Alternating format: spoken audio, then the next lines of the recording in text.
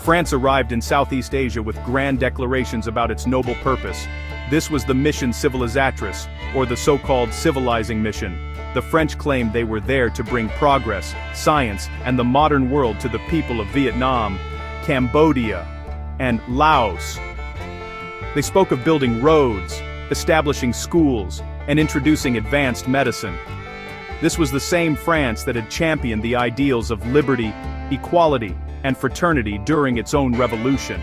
In their minds, they were not just conquerors, they were benefactors, lifting up societies they considered backward. This powerful idea served as the moral justification for their colonial enterprise, creating an image of a generous nation sharing its gifts with the world. However, the reality on the ground was starkly different from this polished narrative. French rule was not built on partnership, but on power. To control Indochina, France used military force, strict laws, and a system of governance that placed French officials at the very top. The local populations were subjects, not citizens. The economic policies were designed to extract wealth from the region, sending resources like rubber, rice, and coal back to France. This system created a deep and unavoidable contradiction. How could a nation that celebrated freedom at home enforce a system of profound inequality and domination abroad? This paradox was the defining feature of French Indochina. The French administration established a rigid social and political hierarchy. At the apex were the French governors and administrators, who held all the real authority. Below them were a small number of collaborating local elites who were given some privileges in exchange for their loyalty. The vast majority of Vietnamese, Cambodian, and Lao people were at the bottom, with, honestly, very few rights and little say in how they were governed. They were subjected to heavy taxes, forced labor on plantations and public works projects, and a legal system that always seemed to favor the colonizers. This structure was the complete opposite of the egalitarian principles that France claimed to represent, exposing the deep hypocrisy at the heart of their colonial project. This fundamental contradiction between proclaimed ideals and actual practices created a tense and unstable environment. The French talked about enlightenment but ruled with an iron fist. They promised prosperity but engineered an economy for their own enrichment. They spoke of fraternity but created a society divided by race and power. This gap between words and actions was not lost on the local people. They saw firsthand that the civilizing mission was often a mask for exploitation. It was this glaring disconnect that would eventually inspire the very people France sought to rule, to rise up and demand the same freedoms the French claimed to cherish. One of the most significant, and honestly, most ironic aspects of French rule was the introduction of Western-style education. The French established schools, from primary levels to universities, to train a local workforce capable of serving the colonial administration. The curriculum was based on French models, teaching the French language, history, and literature. The goal was to create a class of évolués, so-called evolved natives, who would be culturally assimilated and loyal to France. They wanted to shape a generation that would see the world through a French lens, believing in the superiority of French culture and the legitimacy of its empire. This educational system was intended to be a tool of control, a way to solidify French dominance for decades to come. However, this educational strategy had an unintended and, well, revolutionary consequence. As young Vietnamese, Cambodians, and Laotians studied in these French schools, they were exposed to more than just language and administration. They read the works of French Enlightenment thinkers like Rousseau, Voltaire, and Montesquieu. They learned about the French Revolution and its powerful ideals of liberty, self-determination, and popular sovereignty. These ideas stood in stark contrast to their own lived experiences under colonial rule. They began to question why the principles of freedom and equality that France celebrated for itself were denied to them in their own homeland. The very tools meant to create compliant subjects instead forged critical minds. This new generation of educated locals became the intellectual leaders of the anti-colonial movements. Figures like Ho Chi Minh in Vietnam, Son Ngoc Thanh in Cambodia, and members of the Lao Isara movement were products of this colonial education system.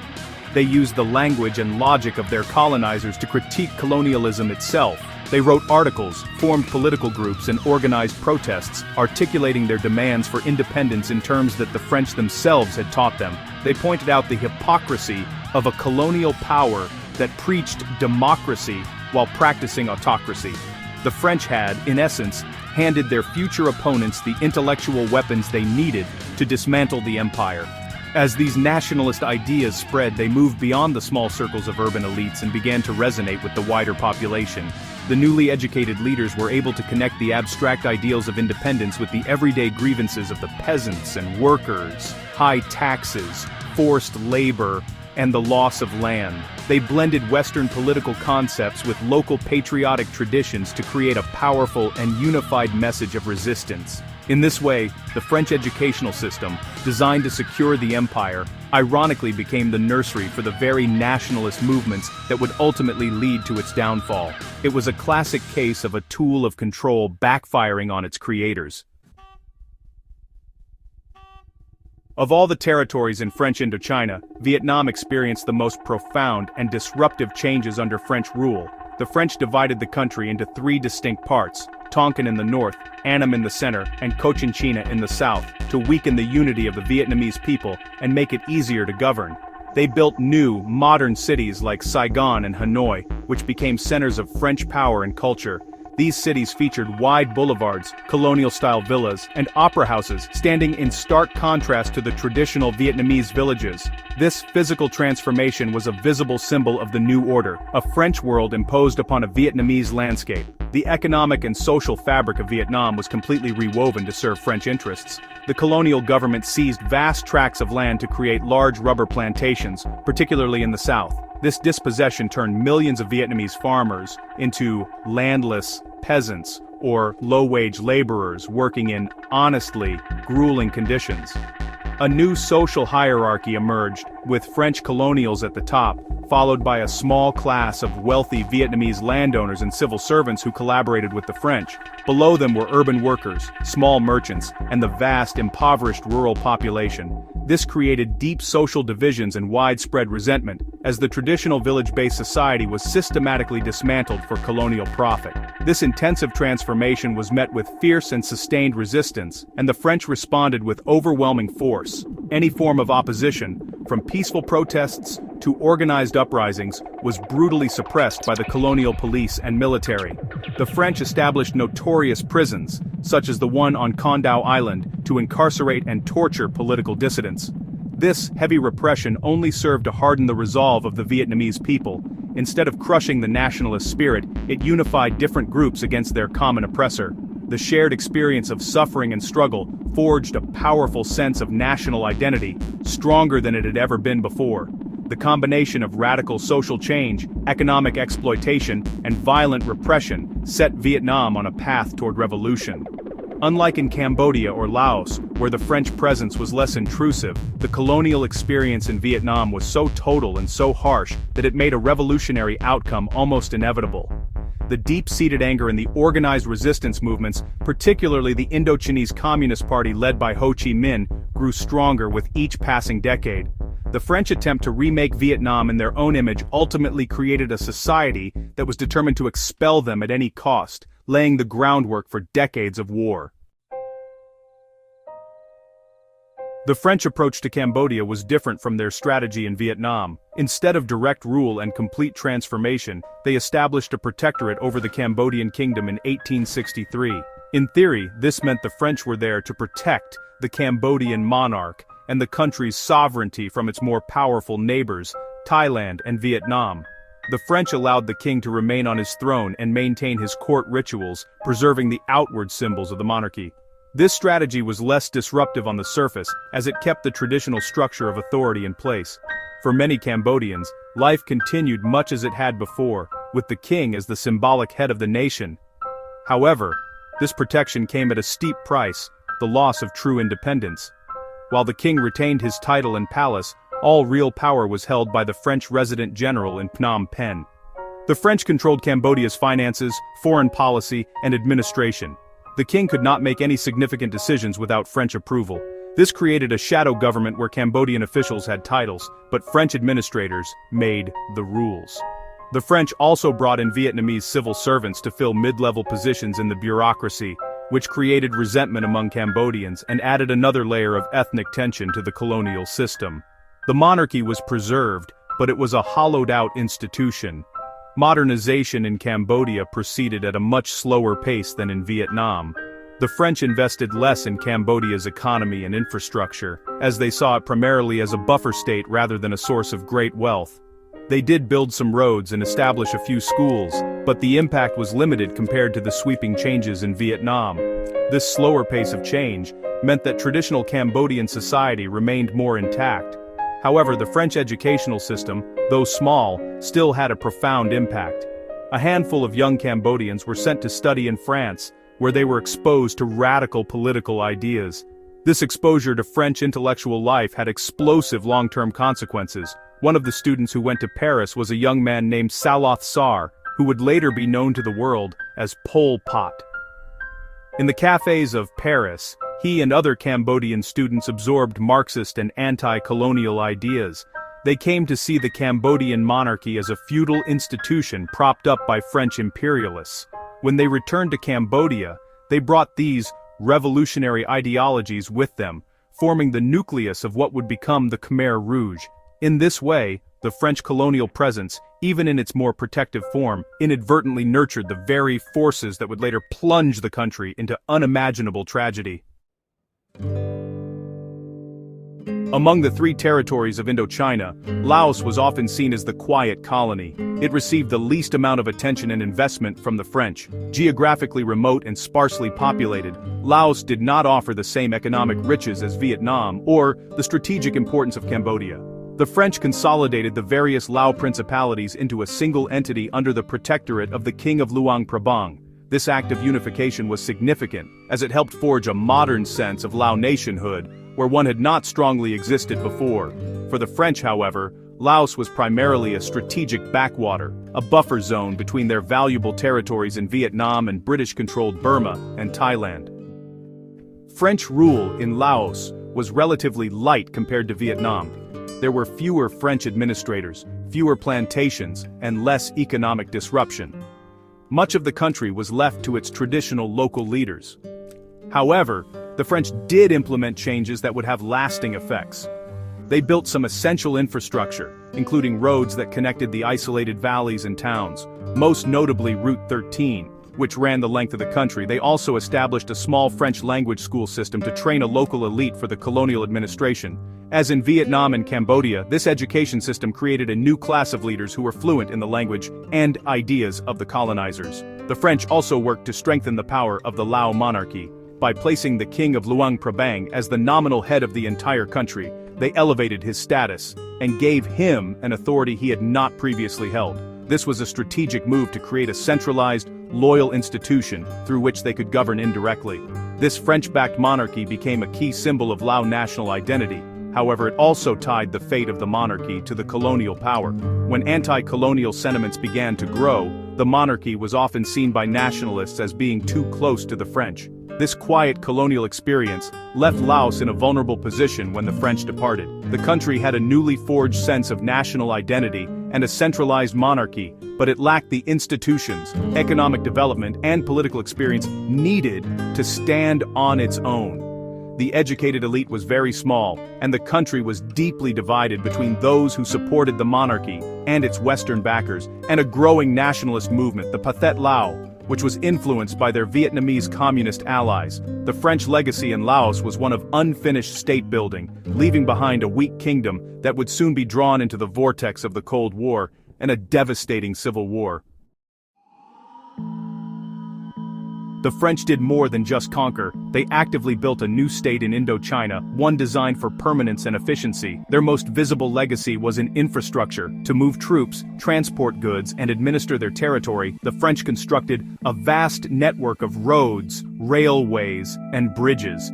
The main north-south highway, Route Mandarin, later known as Route 1, and the Trans-Indochinois Railway connected Saigon to Hanoi, physically uniting a region that had been fragmented. They dredged harbors, built modern port facilities in cities like Haiphong and Saigon, and established telegraph lines that linked the colonial capital with Paris.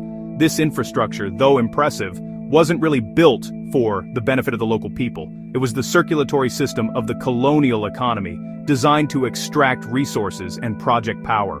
Alongside the physical construction, The French created a modern, centralized bureaucracy.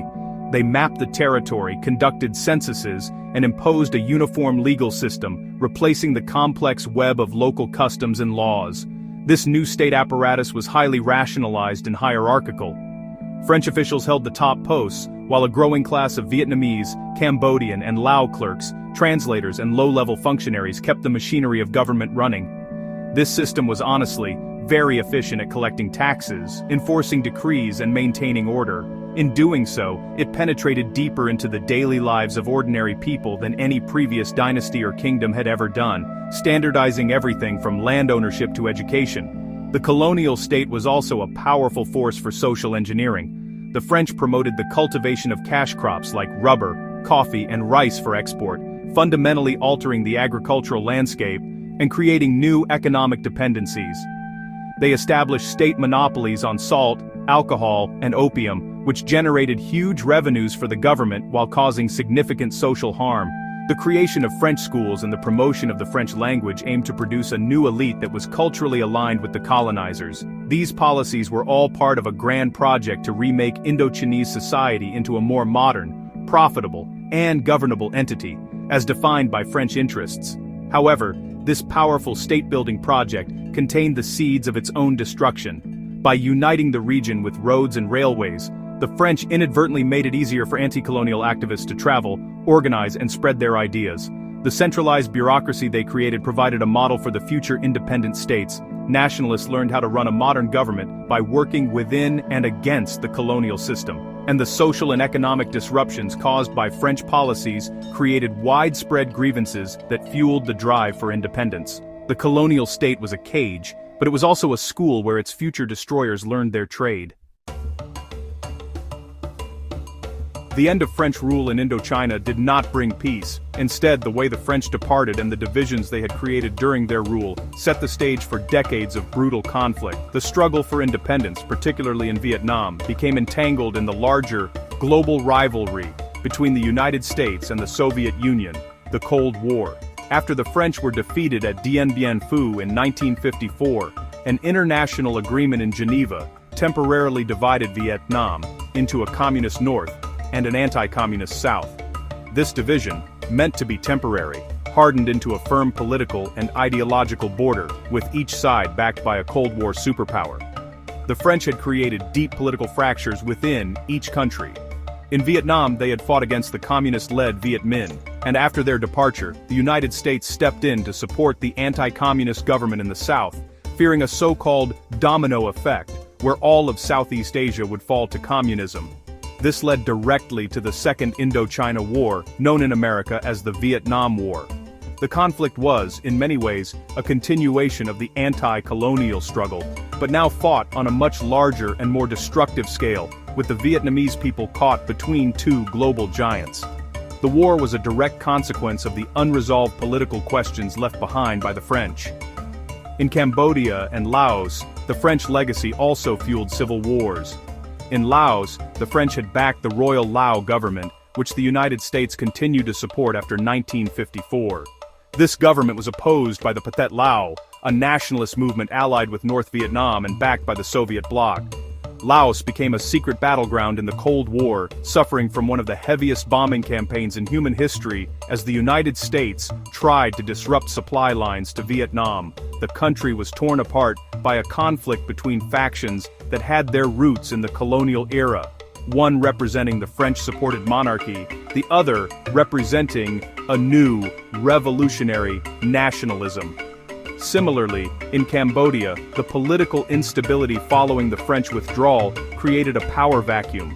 The monarch, Norodom Sihanouk, tried to steer a neutral course, but the country was increasingly pulled into the Vietnam War. The radical ideas that Cambodian intellectuals had learned in France, combined with the chaos and violence spilling over from Vietnam, allowed the extremist Khmer Rouge to gain power. Their horrific regime, which took control in 1975, was an indirect but clear outcome of the colonial era's disruptions and the subsequent Cold War power struggles. The French had drawn the maps and created the political divisions that would become the battle lines for the next generation of warfare. Even today, more than 70 years after the end of their rule, the echoes of the French colonial presence are still clearly visible and audible across Vietnam, Cambodia, and Laos. The most tangible legacy is in the architecture. The grand boulevards of Hanoi, the colonial villas of Phnom Penh, and the charming shophouses of Luang Prabang are enduring monuments to the French era. Buildings like the Saigon Opera House, the Hanoi Post Office, and various provincial government offices were built by the French, but have since been embraced as national landmarks. This architecture gives the cities of the region a unique character, a blend of European design and Southeast Asian atmosphere that tells a story of a complex past. The French language, though no longer the language of government, continues to hold a place in the region.